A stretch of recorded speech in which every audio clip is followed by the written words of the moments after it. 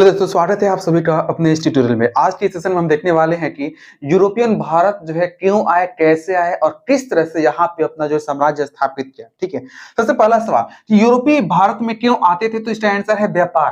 क्या चीज का व्यापार करते थे वो? तो वो करते थे तंबाकू का, रेशम का, सूती वस्त्र का और साथ साथ मसालों का। मेन का थीम क्या था? मसाला का, क्योंकि यहाँ पे जो इस वाले इलाके में मसाला उतना होता नहीं था। मैक्सिमम पूर्वी एशिया में मसाला होता था, तो यहाँ से मसाला वो लोग जो है चीजों को संरक्षित करने के लिए करते थे। ठीक है, फिर क्या हुआ कि 1453 में इधर ये स्थल मार्ग से व्यापार तो हो रहा था, अच्छे से हो रहा था, लेकिन क्या हुआ ना कि 1453 में यहाँ पे एक जगह पड़ता है टुस्तुनतुनिया। तो इस टुस्तुनतुनिया का जो है पतन हो गया था। नाम क्या है जगह का? नाम टुस्तुनतुनिया। टुस्तुनतुनिया 1453 में टुस्तुनतुनिया का पतन हो जाता है। पतन कैसे हुआ? यहाँ पे तुर्कों का, मुसलमानों का जो है साम्राज्य स्थापित, मतलब मुसलमानों का यहाँ पे कब्जा हो जाता है। और जैसे यहाँ पे मुसलमान यानी कि तुर्क लोग आए, जिसके बाद जो है टुस्तुनतुनिया तुर्की के नाम से जाना गया, वर्तमान में भी तुर्की कहते हैं इसको। तो ये लोग यहाँ पे आए तो फिर हुआ क्या? उन्होंने ये कहा कि आप लोग इधर से व्यापार नहीं कर सकते, अगर आपको व्यापार करना है तो उसके लिए 100 में से 80% हमको धन देना पड़ेगा। यानी 100 रुपए का व्यापार हो रहा है तो 80% आपको हमें देना पड़ेगा, ऐसा।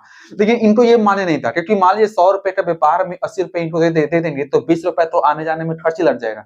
तो इनको ये मुनासिब नहीं लगा। इसलिए क्या हुआ कि यहाँ पर यूरोपीय लोग जो है वैकल्पिक मार्ग ढूंढना स्टार्ट किए। तो वैकल्पिक में इधर से वो जा नहीं सकते थे। तो यहाँ पर आप भौगोलिक क्षेत्र को देखोगे तो क्या है, यहाँ पर यूरोप और एशिया को अलग करने वाले जो फैक्टर है, ये यहाँ पे एक पर्वतमाला है, इसका नाम है यूराल पर्वतमाला। यूराल पर्वतमाला। और यहाँ पे एक नदी है, यूराल नदी। तो इधर से व्यापार हो नहीं पाता था। साथ ही इधर वाले इलाके में दलदली भी है, इसलिए इधर में लोग नहीं जा पाते थे। यहाँ पे कैस्पियन सागर पड़ गया। यहाँ पे आपको कराटस वाला पर्वतमाला मिल जाएगा। ठीक है, और यहाँ पे आपको मिल जाएगा काला सागर। तो इधर वाले इलाके में व्यापार नहीं हो पाता था। तो जमीनी से सटाव जो है इधर में कटा हुआ था पूरी तरह से, जमीन इधर सटा हुआ नहीं है। तो यहाँ पे ये जल संधि पड़ता है जो काला सागर और ये भूमध्य सागर को जोड़ता है। तो यहीं पे एक जगह पड़ता है टुस्तुनतुनिया, जिससे जो है स्थल मार्ग से इधर लोग आया करते थे। तो जब ये लॉक हो गया 1453 ईस्वी में, तो यूरोपीय लोग जो है यहाँ पे आने के लिए अपना एक ऑप्शनल मार्ग ढूंढना शुरू किए। तो कैसे ये शुरू किए? तो क्या होता है कि 1492 में एक इंसान जो है भारत की खोजने के लिए निकला था, लेकिन कहाँ पहुंच गया वो? ये अमेरिका के इधर वाले इलाके में। यहाँ पे कैरिबियाई देश है तो वहां पे आ जाता है। कौन है वो? होता है वो रहता है कोलंबस।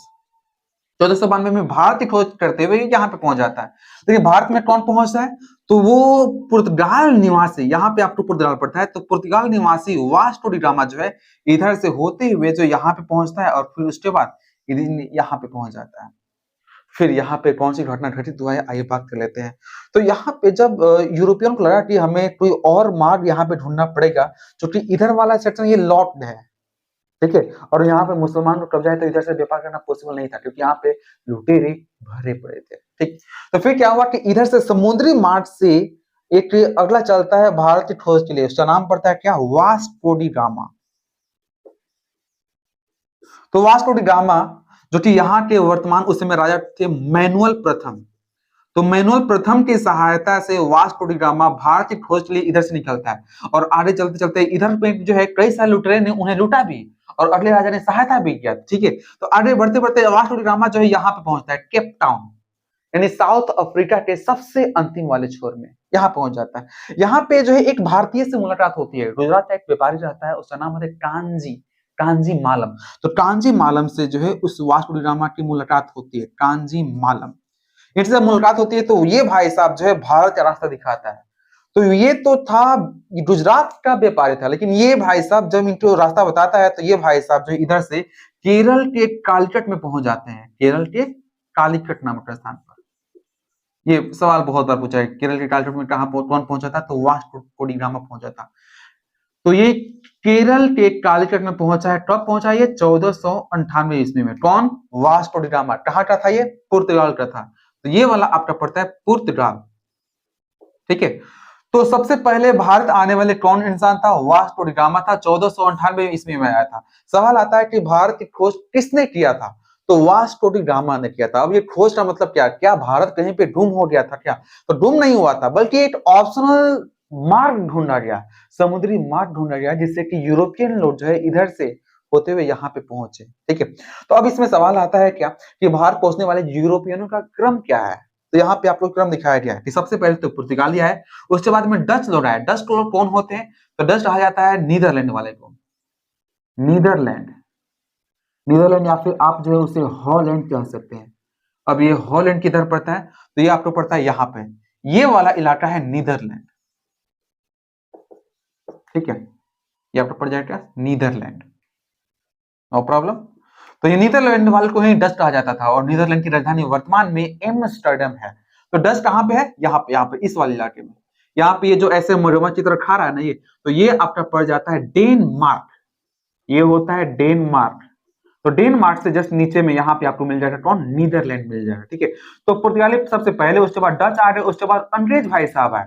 तो अंग्रेज भाई साहब कहाँ पे है? तो यहाँ पे इंग्लैंड, ये आपका इंग्लैंड है, द्वीप है, इंग्लैंड कहेंगे इसे, या फिर आप इसे यूके कहेंगे, या फिर इसे आप ये ब्रिटेन भी आपको इसे कह सकते हैं। तो ये वाले भाई साहब तीसरे नंबर पे आए। उसके बाद अगला है डेनिश लोग। डेनिश लोग कौन है? तो डेनमार्क के रहने वाले लोग, ये भी यहाँ पे पहुंच गए। उसके बाद अगला सबसे लास्ट में कौन सा आ गया? फ्रांस वाले लोग। फ्रांस कहाँ पे है? तो ये है पुर्तगाल, इसके नीचे में यहाँ पे स्पेन, यहाँ पे ये है फ्रांस, और यहाँ पे है इटली। तो फ्रांसीसी लोग भी यहाँ पर पहुंच गए और अपना व्यापार किए, ठीक है। तो इनके साथ फिर होता क्या है, तो इसके बारे में थोड़ा सा कहा जाए तो पुर्तगाली भाई साहब 1498 में तो आए थे, उसके बाद ये भारत से सबसे अंत में गए थे 1961 में, ठीक है। तो कैसे गए, किस तरह से गए, वो हम डिटेल में अगले वीडियो में देखेंगे, अलग अलग सेपरेट कि पुर्तगाली यहाँ पे आए तो उन्होंने सबसे पहले कहाँ पे अपना कंपनी बसाया, कैसे बसाया, क्या क्या दिक्कतें हैं, वो सब हम लोग डिटेल से देखेंगे आगे में।